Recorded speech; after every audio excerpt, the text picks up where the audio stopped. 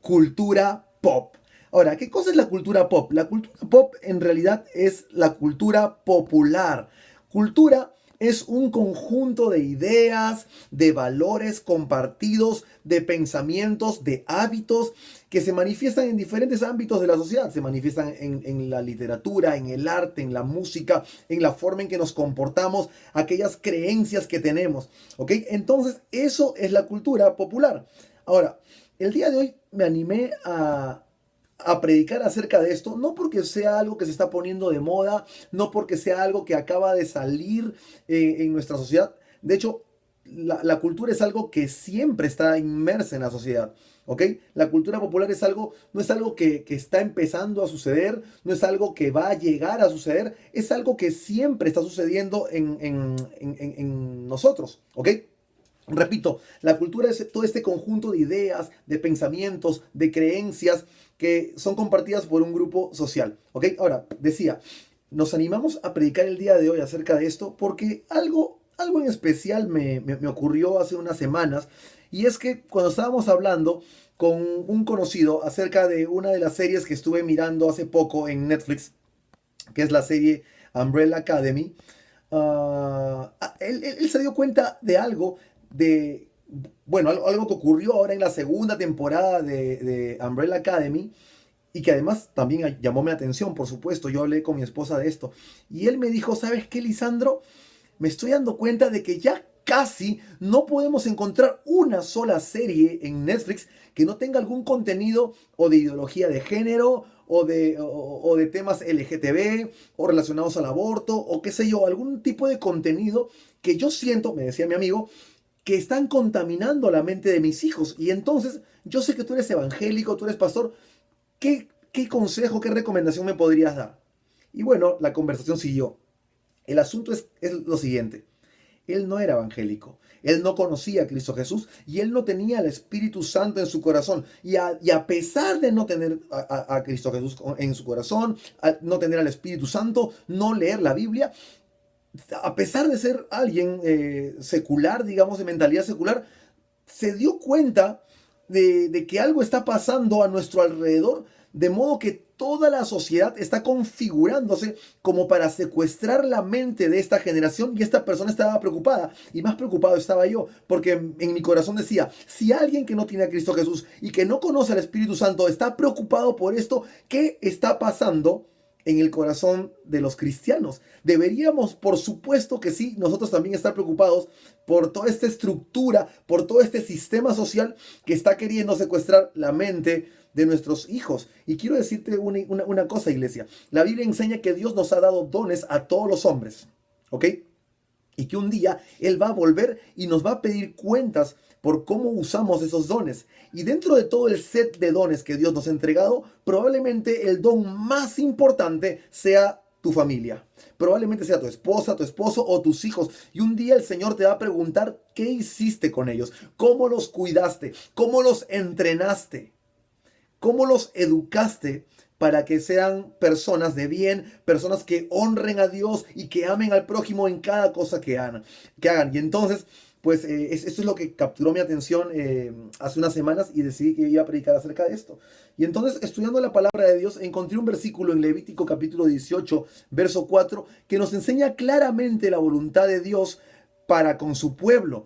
Estamos aquí justo en el escenario en donde Dios acaba de liberar al pueblo de Israel de la esclavitud egipcia. Ellos han pasado 400 años como esclavos y no han tenido libertades prácticamente para nada. Así que ellos no eran dueños ni siquiera de sus horarios, no podían elegir lo que iban a comer, en el lugar en donde iban a trabajar, no podían elegir absolutamente nada. Y cuando Dios los libra de esa condición de esclavitud, entonces lo primero que Él hace es que les va a enseñar cómo ser una nación.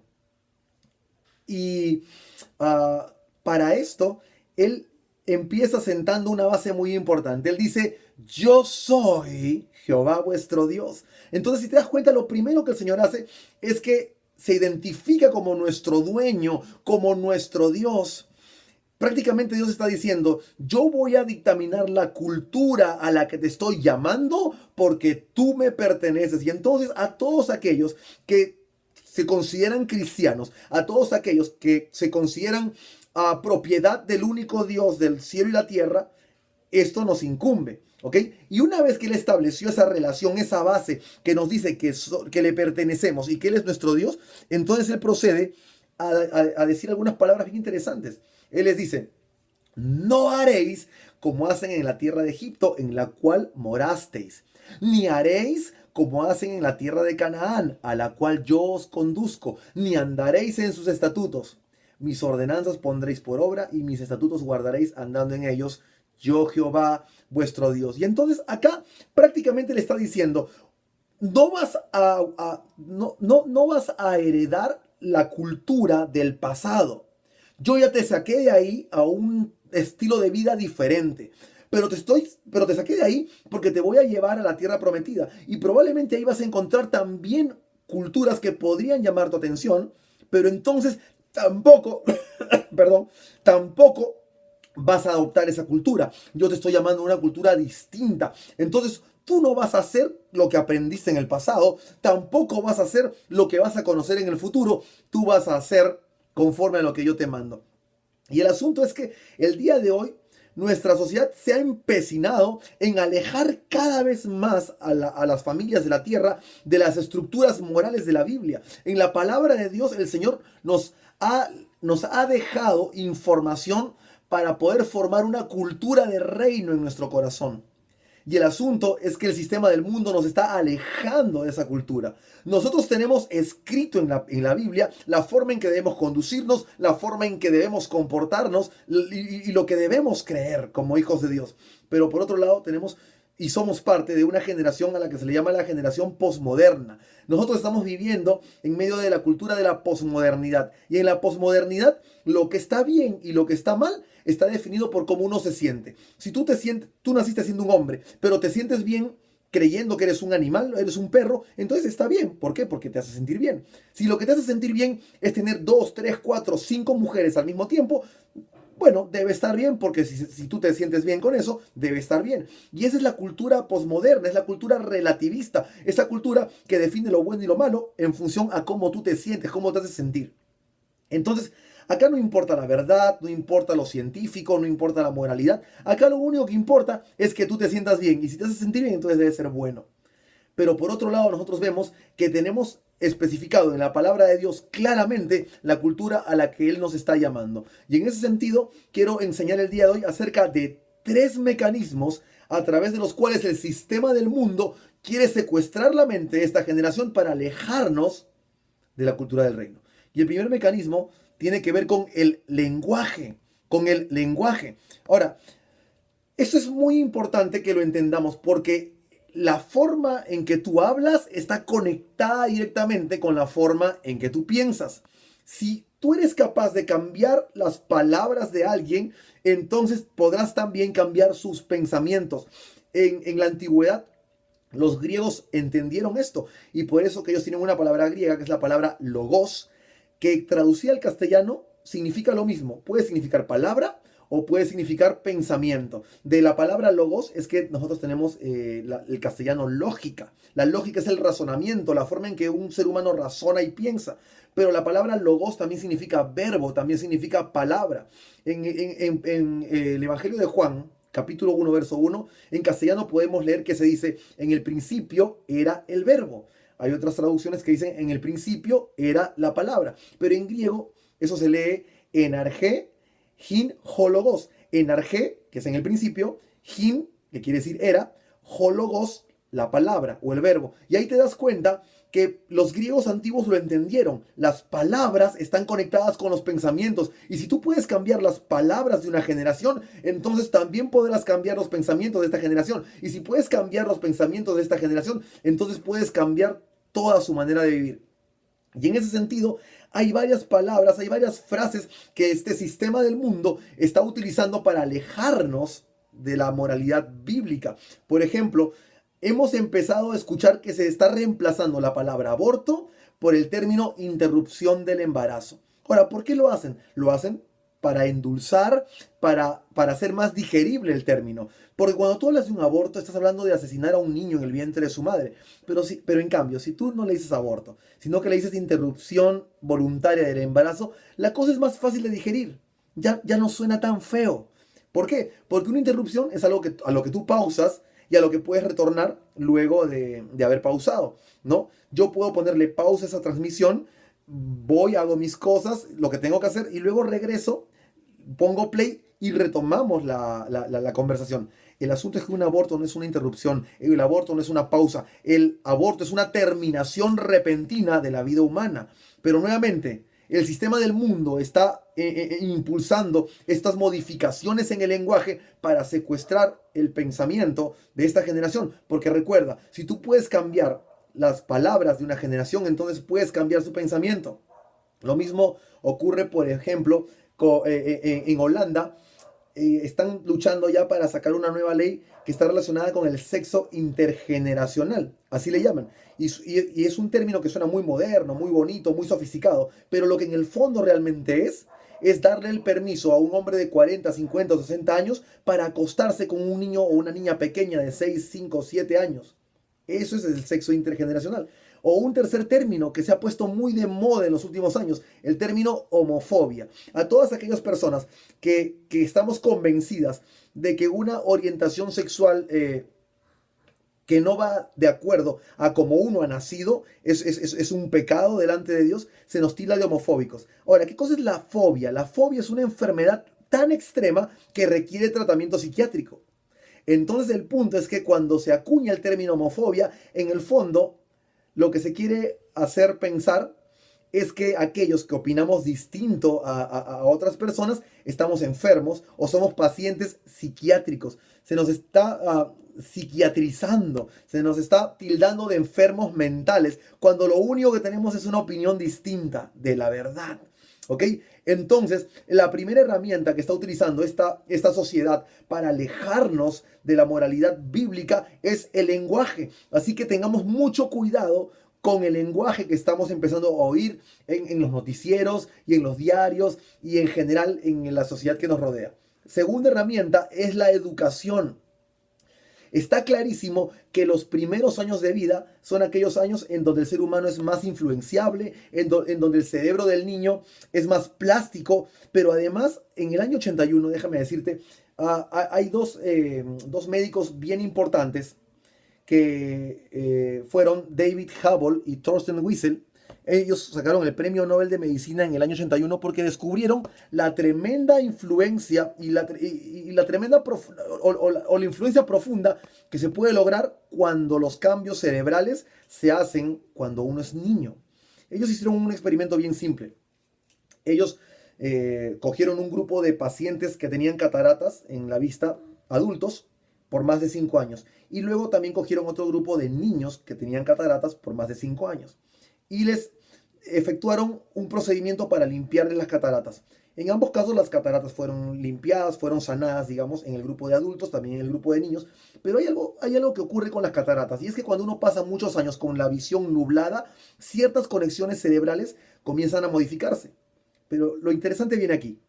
Cuando los adultos fueron sanados, las conexiones cerebrales relacionadas al nervio óptico se recuperaron relativamente rápido. Pero en el caso de los niños, en la mayoría de los casos, estas conexiones nunca se recuperaron. ¿Y qué es lo que descubrieron con esto? ¿O qué es lo que demostraron con esto? Algo muy simple. Aquellas cosas que se graban en la mente de los niños, aquellas cosas que quedan grabadas en sus cerebros tan pequeñitos, probablemente quedan grabadas para siempre. Y es por eso que la segunda herramienta, la segunda arma que esta sociedad que le está dando la espalda a Dios está utilizando para poder alejarnos de sus principios bíblicos es la educación. Y es por eso que ya hoy en la mayoría de currículas educativas de las naciones de la tierra, inclusive aquí en Sudamérica, incluyen también ya términos como la ideología de género, ¿no? De hecho, en el año 2018, a pesar de que se derogó esa ley en Perú, porque hoy por hoy no está activa, fue derogada, pero a pesar de que esto se hizo, se emitieron miles de textos de educación primaria en donde se les enseñaba a nuestros hijos que habían niños con pene y también con vagina. y que habían niñas con pene y también con vagina. Y entonces un grupo de valientes personas, evangélicos algunos, otros no evangélicos, pero que se dieron cuenta que esto era un crimen, violentar de esa forma la mentalidad de nuestros hijos a través de las aulas de clase, salieron a marchar a las calles para decirle a este sistema satánico y que busca alejarnos de los principios bíblicos del Señor: con mis hijos no te metas. No sé si tú saliste a marchar, no sé si tú por lo menos oraste por este movimiento, pero gracias a Dios por estas personas, porque hoy si tus hijos no están sufriendo esta violencia en las aulas de clase, es porque esta gente salió a marchar y a defender los derechos de nuestros hijos. De hecho, esto no es algo que se haya descubierto recién, esto de la influencia en la mente de los pequeños. La Biblia nos habla muy claramente en Proverbios 22:6 y nos dice acerca de un principio que habla acerca de la educación y de su influencia en la vida del ser humano. Proverbios dice así: instruye al niño en su camino y aun cuando fuere viejo, no se apartará de él. Entonces la Biblia es muy clara al compartir con nosotros este principio. Nuestros hijos necesitan ser instruidos y nosotros como padres somos los principales responsables de esta educación. Somos los principales responsables de esta educación, de su educación. Y entonces debemos entender también que las aulas de clase podrían convertirse en armamento sumamente peligroso para pervertir la mente de la próxima generación. Y finalmente, la tercera arma, que desde mi punto de vista es la más peligrosa de todas, son los medios de comunicación. Y son sumamente peligrosos porque en el caso del lenguaje, nuestros hijos tienen que leer o tienen que estar expuestos a horas y horas de discurso con esta nueva fraseología para empezar a cambiar su lenguaje, para empezar a cambiar sus palabras. En el caso de la educación, también ellos tienen que hacer un esfuerzo por estudiar y repasar y hasta dar exámenes basados en estos textos que contienen este tipo de material inmoral, este tipo de material satánico y antibíblico, ¿no? Sin embargo, en el caso de los medios de comunicación ocurren dos fenómenos bien especiales. La primera es que son absolutamente masivos, porque los medios de comunicación se manifiestan a través de la televisión, a través del cine y a través de las redes sociales.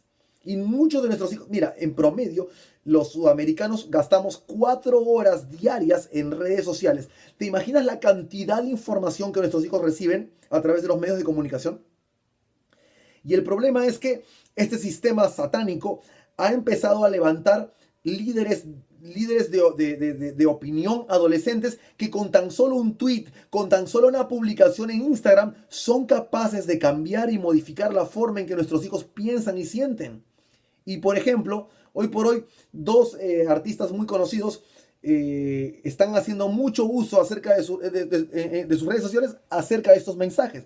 La señorita de la mano derecha es Miley Cyrus, que hace poquito tiempo sacó una foto en Instagram poniendo una torta ahí que dice "Abortion is healthcare", que quiere decir el aborto es cuidado de la salud. Y el problema nuevamente es que estos líderes de opinión juvenil lanzan un tweet, lanzan una publicación y ya afectaron la mente de nuestros hijos.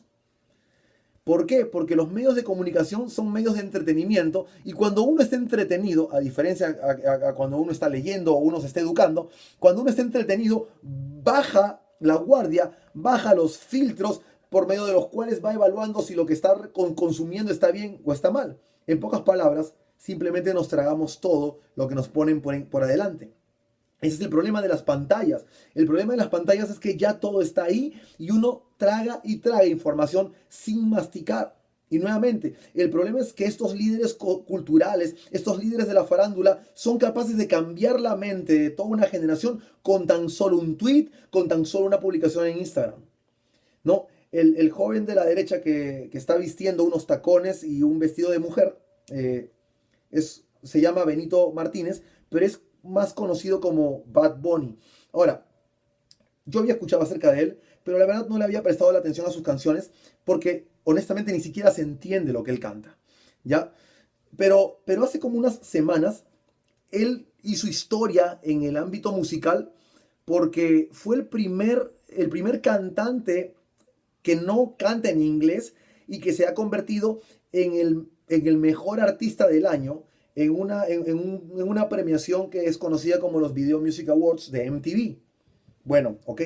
Yo como músico también dije, hay algo raro ahí, porque yo a veces en los microbuses o en los mercados o en algún lado he escuchado sus canciones y yo honestamente ni siquiera sé si se le puede calificar como cantar o como arte a lo que él hace. Pero bueno, repito, como no se entiende lo que él dice, tampoco le había prestado la atención debida.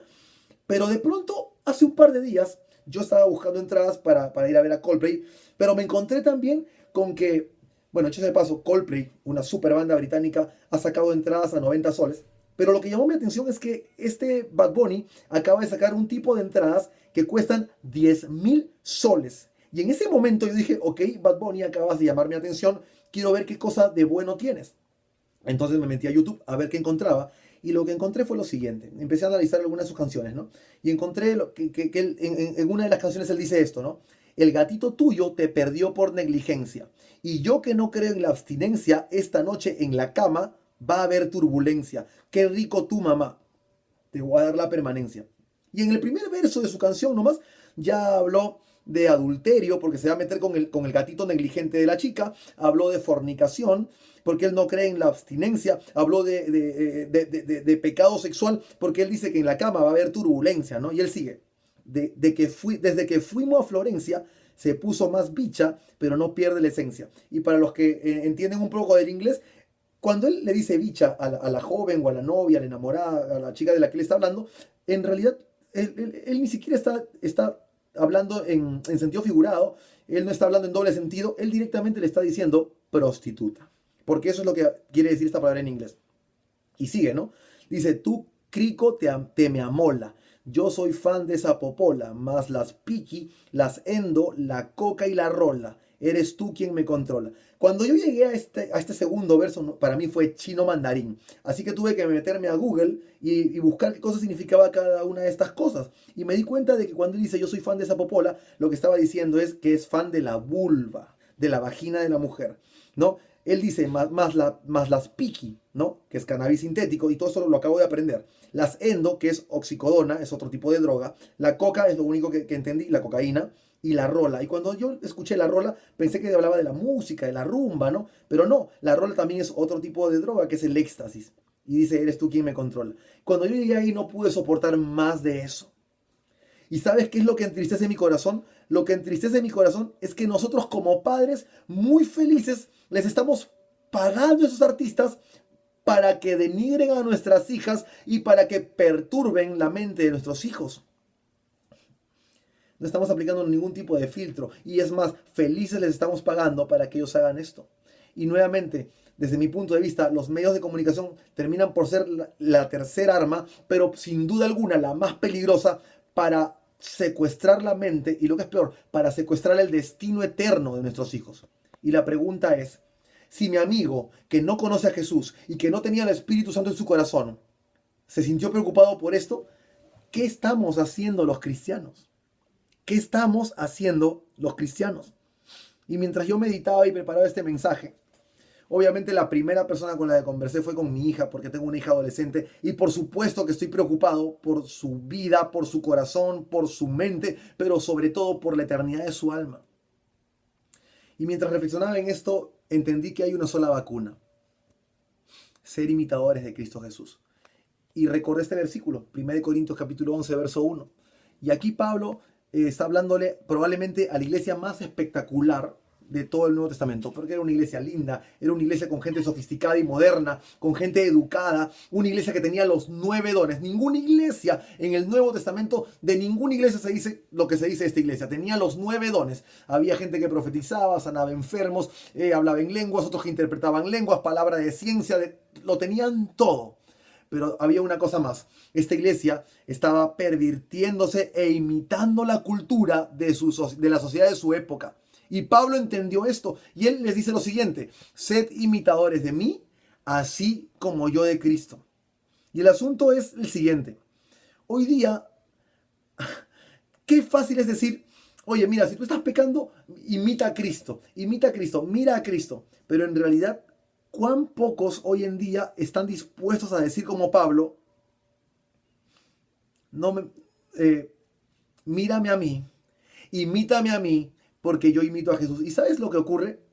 Ocurre que Pablo dice esto porque él ha comprendido de que bueno, primeramente tus hijos, tu esposa y tu esposo van a ver a Jesús a través de ti. Y luego la sociedad que te rodea va a ver a Jesús a través de ti. Y entonces es nuestra responsabilidad. Y repito, de todos los dones que Dios te ha dado, el más importante es tu familia. Es tu esposa, es tu esposo y son tus hijos. Y un día Dios va a volver y te va a preguntar qué hiciste con esos dones. Y va a preguntar, ¿fuiste un fiel reflejo de Jesucristo en tu hogar, en tu casa? ¿O simplemente dejaste que tu esposa, que tu esposo o que tus hijos sean devorados por esta generación perversa e inmoral? Y cuando el Señor te pregunte eso, el asunto es, ¿qué le vas a contestar? Amada iglesia, vamos a orar.